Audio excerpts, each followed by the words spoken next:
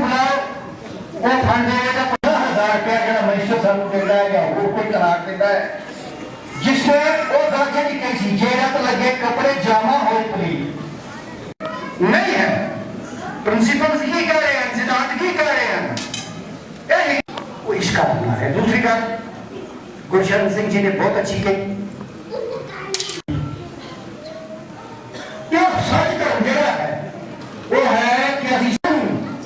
प्रचारण की गल इतने पैसे की गल नहीं है।